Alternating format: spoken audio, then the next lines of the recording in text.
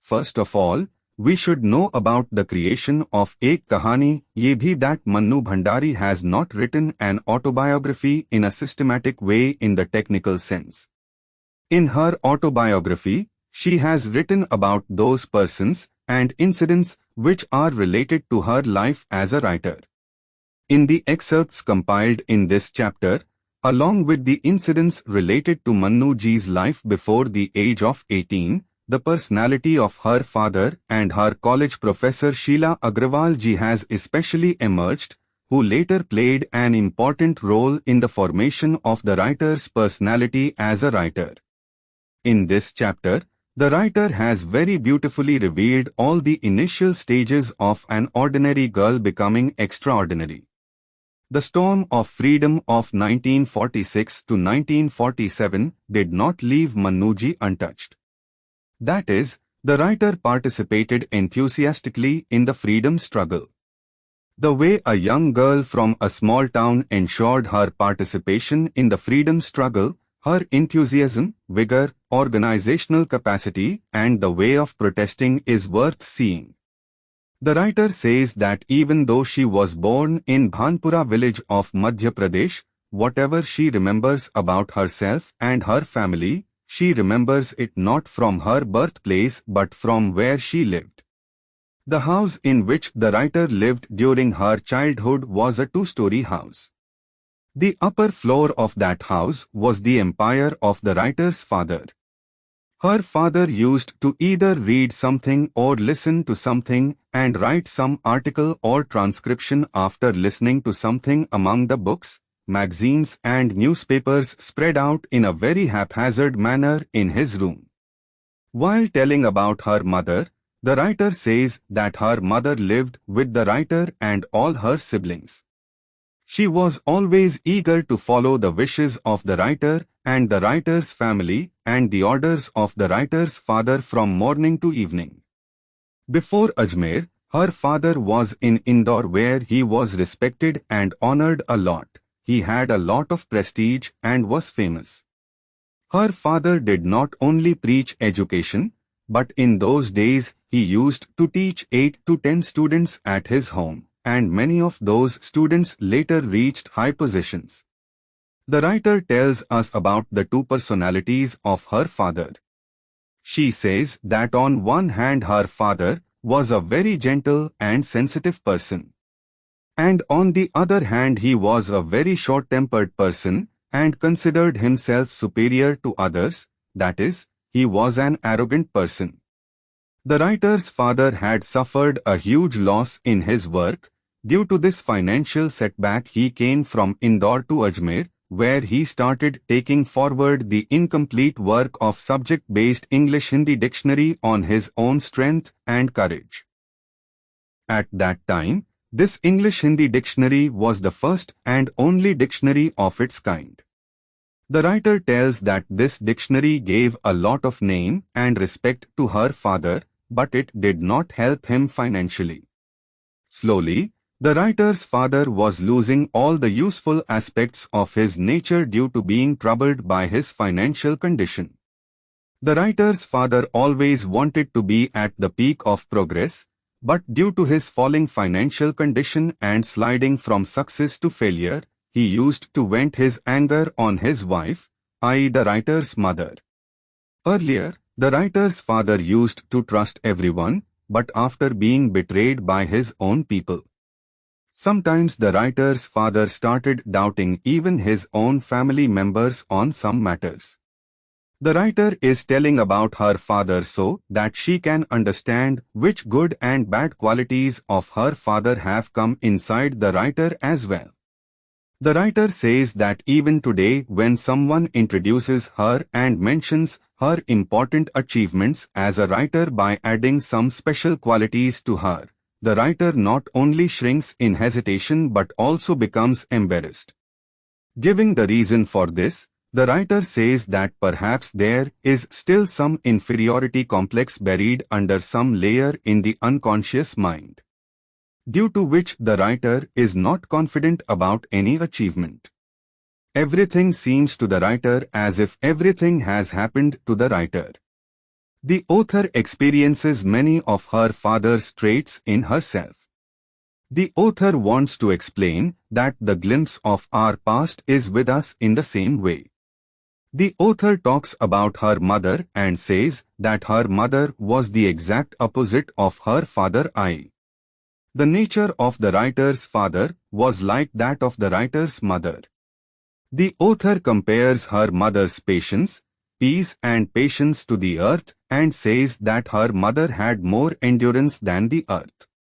His mother used to accept every cruelty and harsh behavior of his father like this.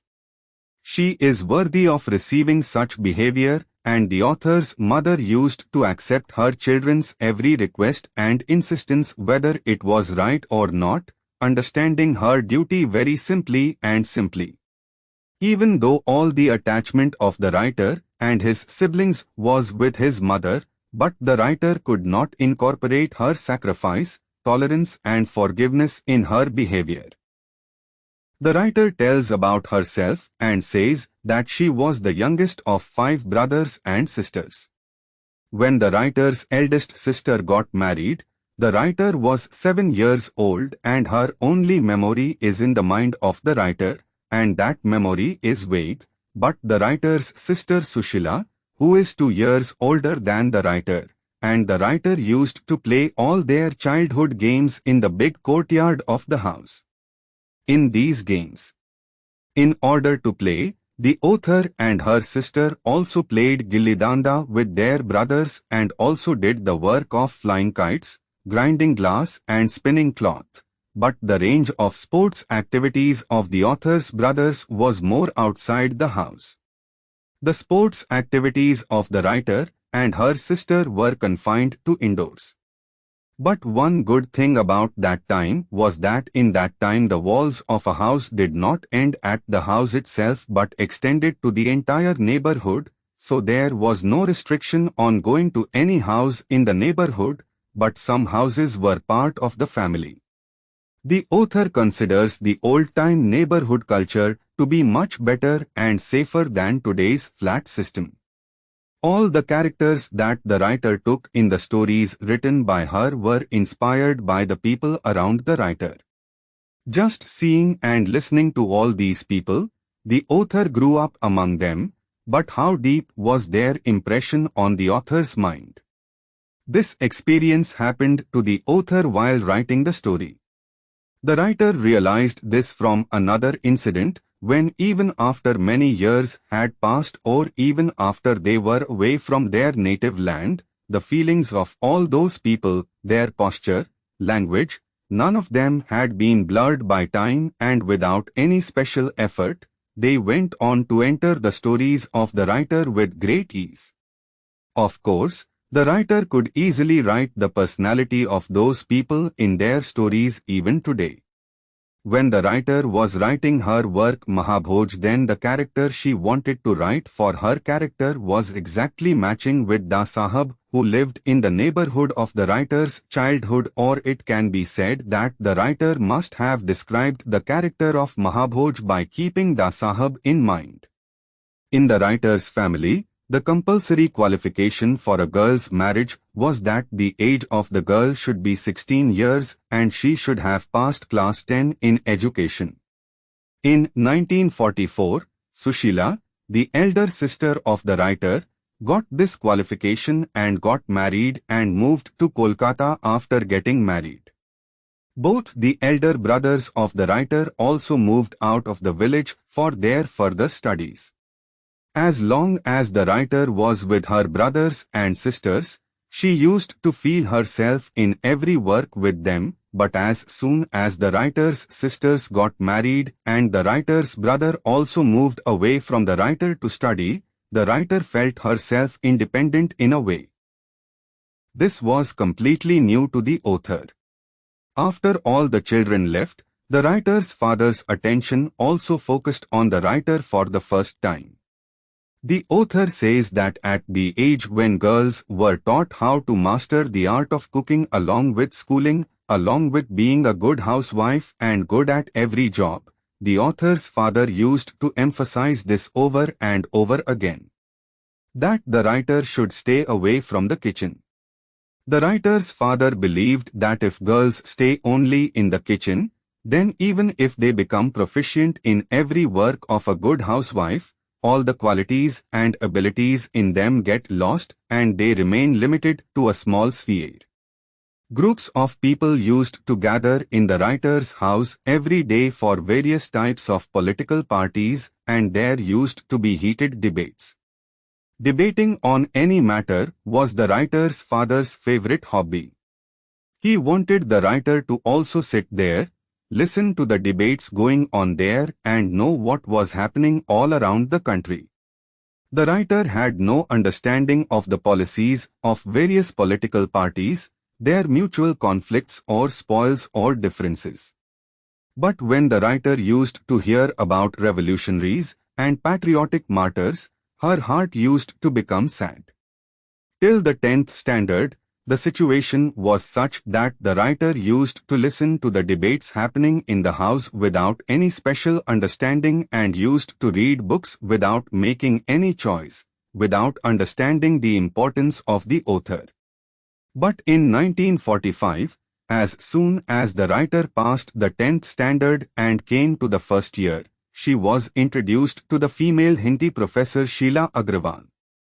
The place where the writer learnt the initial or necessary knowledge of any subject was Savitri Girls' High School. Sheila Agrawal gave the writer the correct knowledge of literature. Sheila Agrawal herself used to select and give books to the writer. And she also used to debate on the books she read, where earlier the writer knew only about a few selected authors. Now the number of those authors had increased considerably. At that time, the writer liked Jnanendra Ji's novel Sunita very much. She had read Agyay Ji's novel Shekhar, Ek Jeevani, but at that time, it was not within the scope of the writer's understanding. The writer had developed a good understanding of literature, due to which she was able to raise questions on the work of any writer after reading it. Sheila Agrawal ji had not only expanded her scope of literature but also gave her the opportunity to sit within the four walls of her home and understand the conditions of the country. The tradition which was started by her father, where earlier the writer used to only listen to the debates happening in her house, now with the advice of Sheila Agrawal ji, she had also started taking part in those debates. The writer tells that in the conditions that were prevailing in the country during the days of 1946 to 1947, it was not possible for anyone to sit at home. In those days, early morning, taking around, driving, strikes, processions, speeches were the only character of every city, and joining all this with full vigor, strength and enthusiasm had become a kind of extreme love of every youth in those days. The writer says about herself that she was also young, and the passionate talks of Sheila Agrawal ji had turned the blood flowing in the writer's veins into lava. The freedom that the writer's father had given to the writer, the limit of that freedom was only that in his presence the writer could sit and stand among the people who came to the house, know and understand the situations. But despite all her modernity, it was becoming difficult for him to tolerate a girl who would raise her hands and shout slogans, get strikes organized, and roam the streets of the city with boys, so it was difficult for the writer to walk within the limits of the freedom given by her father. The writer tells that when instead of blood, lava flows in the veins, then all the rules or orders which prohibit something, all the condition or restriction of the forbiddenness of any work or thing, and all the fear get destroyed. The writer came to know this only then, because this was the time when the writer was participating in the movement with great enthusiasm by not obeying her father. The process of taking on her father, who made everyone tremble with his anger, which the writer had started at that time, continued till the writer got married to Rajendra.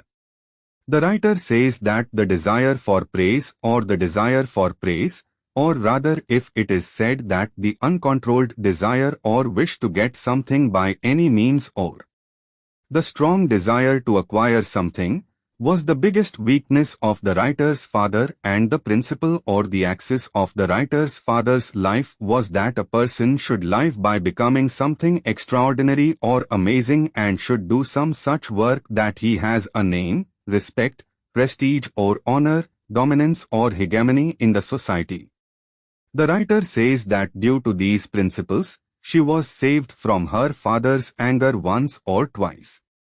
Because even though the writer was not following his advice and was participating in movements, her respect in the society was increasing due to this. According to the principal of her college, the attitude of the writer was not disciplinary at all. And the writer's father was called to the college to explain why the writer should not be punished. On reading the letter, the writer's father became furious. Her father had gone to the college frustrated with anger. The writer had an idea of how her father would lash out at her when he returned home. That is why the writer went and sat at a friend's place in the neighborhood before her father's arrival. The writer had told her mother to call the writer when her father returned and he could vent out some of his suppressed anger or complaint. But when the writer's mother came and told the writer that the writer's father was happy after coming back from college, she could go home, the writer could not believe it. On seeing the writer coming, the writer's father started saying that the writer had an influence on all the girls in the college. The whole college was running at the behest of the writer and her 3 friends.